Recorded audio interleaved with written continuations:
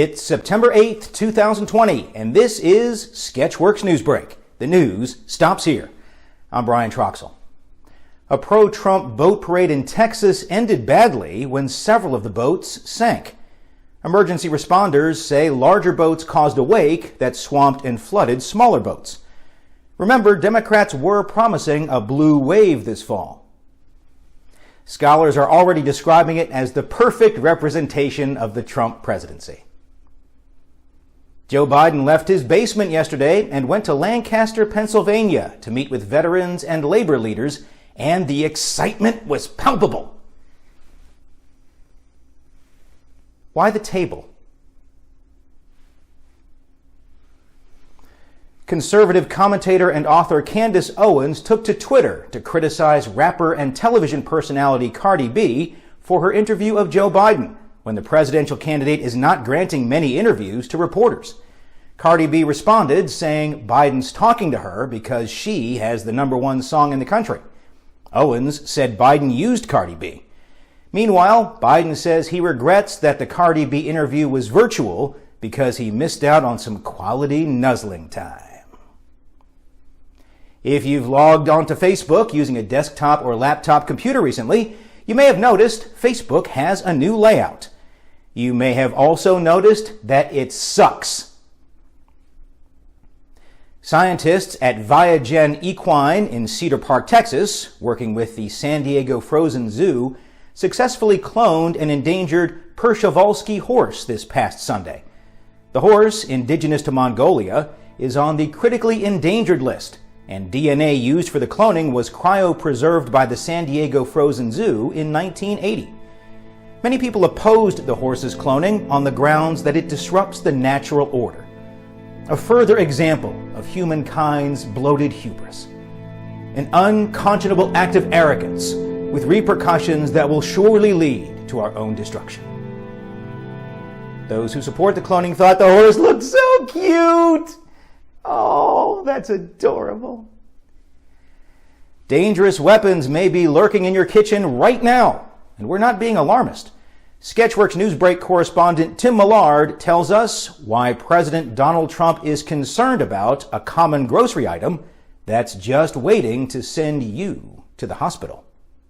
What are you having for dinner tonight? How about a dangerous weapon?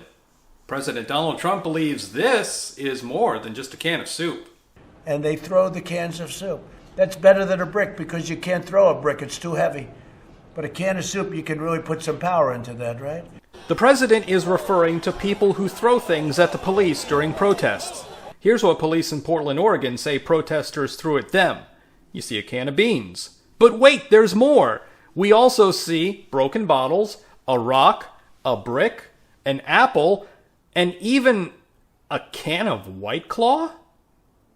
People who are worried about masked Antifa rioters clearly need to worry about the real threat. Basic white girls. But I'm ready for any threat. Bring your spoons. It's on. For Sketchworks Newsbreak, I'm Tim Millard. Thank you, Tim Millard. And if you have the Instagrams of any of those White Claw girls, please text them to me. Nancy Pelosi getting her hair done last week, despite hair salons being forcibly closed due to the pandemic, and while not wearing a mask, isn't the only brazen move this week in San Francisco by the lockdown elite. Gyms have also been closed for months, and many of them are in danger of shutting down for good. Local gym owner Danielle Rabkin reached out to a couple of police officers in her neighborhood, asking them if they needed a place to work out. It turns out that police station gyms, as well as the gym at City Hall catering to judges, lawyers, and politicians, have been open for months with cleaning protocols and occupancy limits. And no one has caught COVID in essentially a real-life case study showing that gyms are safe to reopen. When asked to comment on this blatant double standard, a San Francisco city spokesperson responded, "Shut up, peasant." A ruling elite that has special rights and privileges, an electrical grid that shuts down for hours every day, regular people being forced not to work and told they can't make money, and homeless people all over the place. California is kind of like having our very own Cuba. One thing Cuba doesn't have is wildfires. Firefighters in California blame a gender reveal party for causing one of the wildfires burning the state. They say the couple fired off an explosive that was supposed to reveal either blue or pink. It instead started a fire in the nearby grass.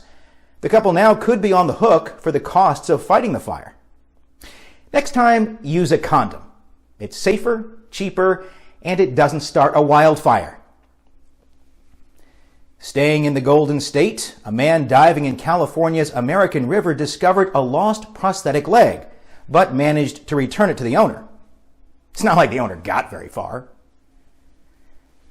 Because California has an abundance of stupid this week, if you're planning a trip to Los Angeles, don't forget your sunglasses, your cell phone charger, a polycarbonate mask, a gravity feed hopper, and plenty of spherical gelatin capsules filled with paint. The City of Angels is in the midst of an underground paintball war, which has injured 90 people in the past 9 months. The situation is so bad, the LAPD has issued a warning. Don't play paintball in the streets. That'll take care of the problem. Be sure to look for our new spin-off show, California Newsbreak, coming soon.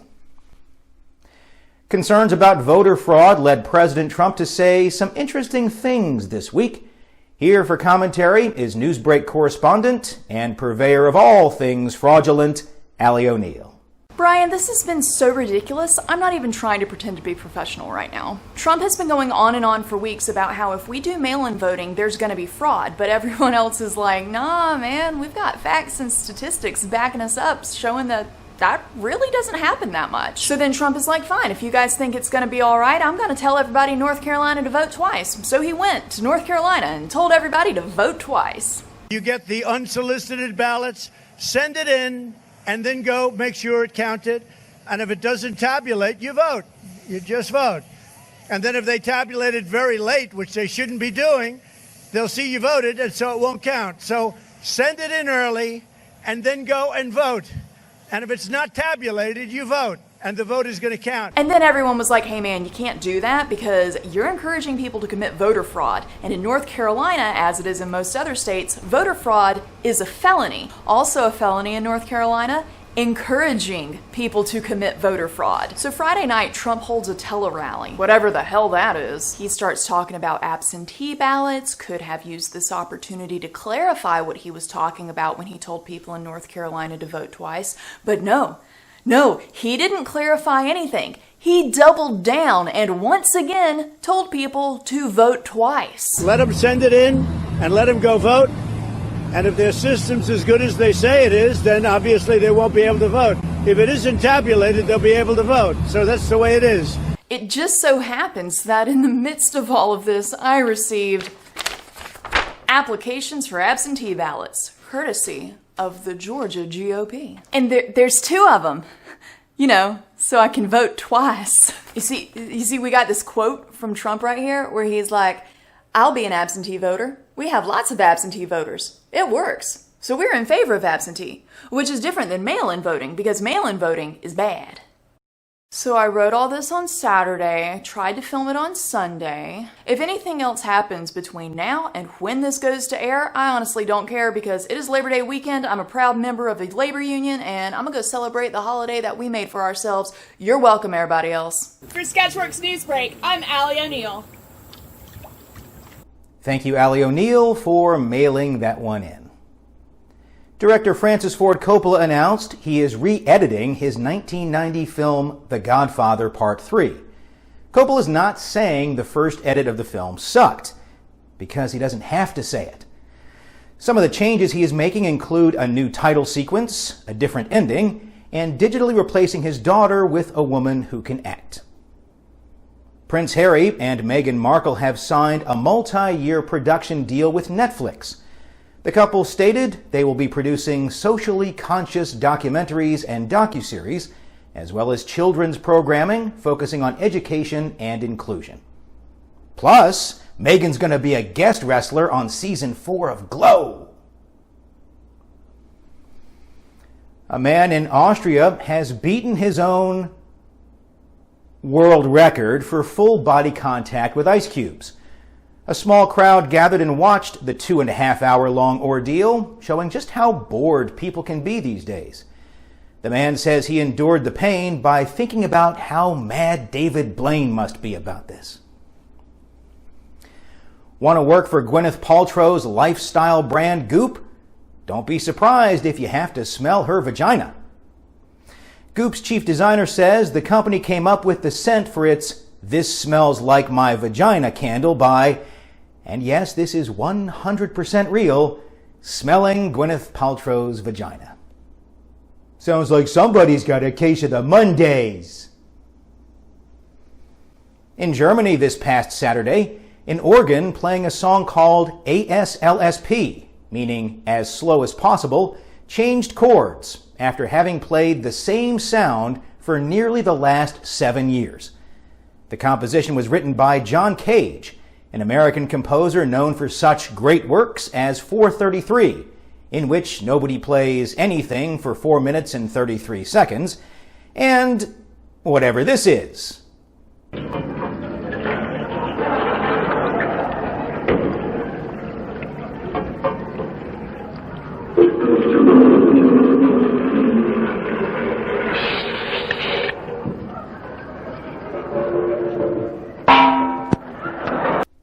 The performance in Halberstadt, Germany began in 2001 and is expected to run for 639 years, ending in the year 2640.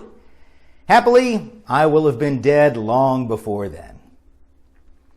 Police in Pennsylvania didn't have to work very hard to find a thief. The man they accuse of stealing a tip jar from a pizzeria applied for a job at the same restaurant, which made it pretty darn easy for police to track him down. Prosecutors want the man sent to jail or given a job working at Goop. The 2020 NFL season officially kicks off this Thursday with the Houston Texans playing the defending Super Bowl champion Kansas City Chiefs. Fans will notice some changes in the NFL this season. The Raiders are now based in Las Vegas, Tom Brady is now playing for the Bucs, and the former Washington Redskins are now called the Washington Football Team. What won't change is the abysmal performance of said former Redskins team as they fumble their way towards another terrible season. Because they suck. Finally, a personal note to the Remedy Brewing Company of Sioux Falls, South Dakota. We've given you a free plug on the past 2 Newsbreaks and haven't received any thank you swag in the mail. Now, I know you can't legally ship me a case of your Haze on the High Seas IPA, or Queen Bee Cream Ale, or even your Dakota Classic Lager. But how about a t-shirt? A trucker hat? A holographic sticker like these fine Sketchworks ones? Hell, I'll take a pair of Remedy logo socks, size medium. Balls in your court, Remedy. Balls in your court. And that's all for Sketchworks Newsbreak. We'll be back next week, and we hope you are too.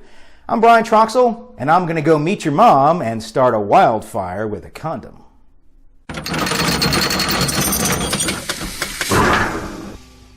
There's 2 of them here. So if one of them is for me, that must mean the other one is for... Razzie, are you going to vote for president? Do you want to vote for president? Who are you going to vote for? Chairman Meow?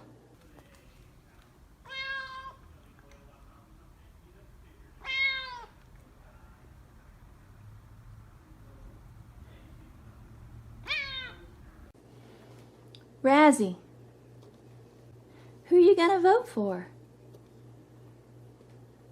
Meowie Hawkins?